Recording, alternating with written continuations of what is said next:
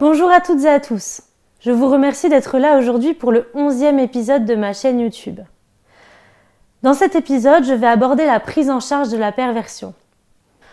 La perversion, aussi loin qu'elle existe, en fait, a toujours été une notion plus ou moins taboue, alors que pour autant elle existe depuis la nuit des temps. La perversion, elle fascine autant qu'elle dérange. En fait, on met tout un tas de projections et de fantasmes dans la perversion. Elle nous fait horreur et en même temps, on est fasciné par elle.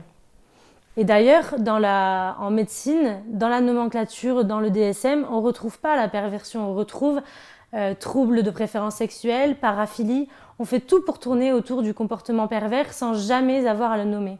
Alors que pourtant, dans le vocabulaire clinique, la perversion n'a rien de péjoratif. D'ailleurs, on dit que quelqu'un qui est pervers dans une moindre mesure va pouvoir investir cette perversion dans, par exemple, la photographie, si cette personne a un fond voyeur.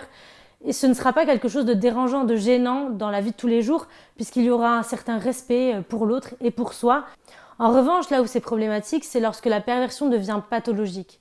Lorsqu'elle est pathologique, c'est au moment où en fait le sujet pervers ne va plus du tout contrôler ses comportements et cela va lui encombrer la vie de manière excessive.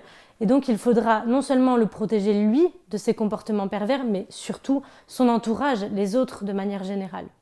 Aujourd'hui, on a 3 manières d'appréhender la perversion dans notre société actuelle. La première manière va être de condamner et d'incarcérer le pervers pour les violences qu'il a commises. Mais la difficulté ici, c'est que comment appréhender la réinsertion sociale ? En effet, la majorité des pervers récidivent une fois leur sortie de prison. En témoignent par exemple les affaires Dutroux, Outreau, Guy Georges, Michel Fourniret, et j'en passe et j'en passe. Donc finalement, on a ici un vrai problème qui se pose, c'est-à-dire que comment faire pour que le pervers se réinsère dans une société qui le lui permet ?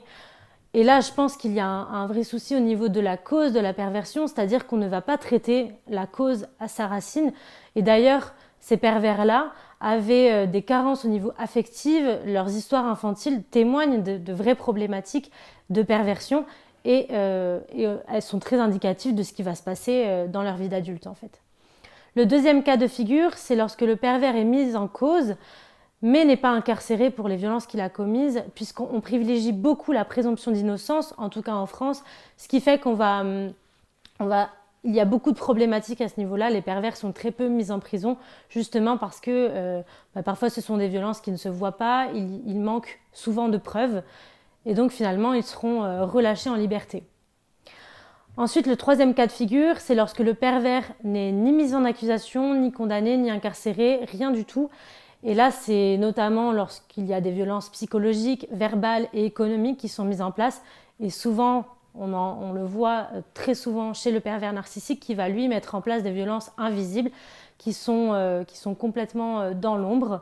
Et le problème, c'est que les autorités compétentes ne sont pas toujours formés au phénomène d'emprise, de perversion narcissique, ce qui fait qu'ils sont laissés en liberté et donc qu'ils continuent de sévir et de faire de nouvelles victimes.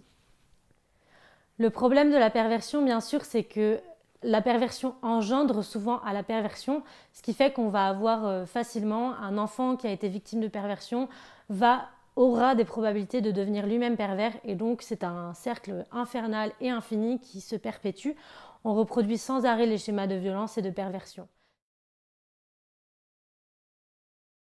D'après moi, il y aurait 2 prises en charge à mettre en place pour vraiment traiter la perversion à sa racine.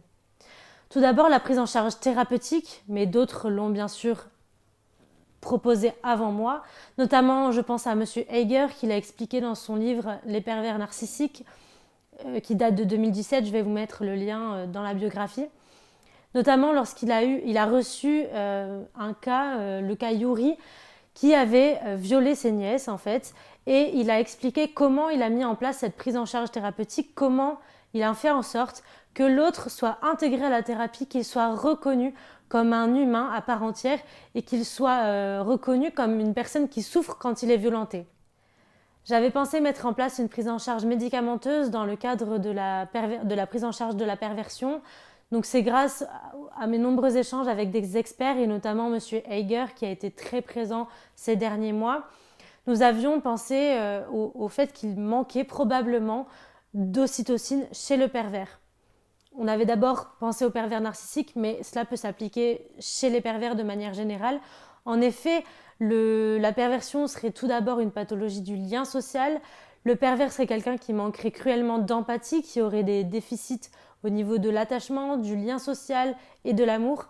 Tout ce que regroupe l'ocytocine en fait. Et donc c'est là où on s'est demandé si le pervers ne manquait pas d'ocytocine dans son organisme. Et donc pourquoi pas mettre en place un ajout d'ocytocine chez le pervers pour faire en sorte qu'il n'y ait plus de violence chez lui et qu'il ne mette plus en place des relations imprises avec ses pairs. Ce qu'il faut retenir de cette vidéo, c'est que actuellement, la perversion est prise en charge de 3 manières différentes. La première manière, c'est que le pervers est incarcéré pour les violences qu'il a commises, mais majoritairement, il récidive à sa sortie. Ensuite, le pervers est mis en cause mais n'est pas condamné, faute de preuves. Et enfin, le pervers n'est jamais pris, car les violences qu'il utilise ne sont pas détectées par les autorités compétentes.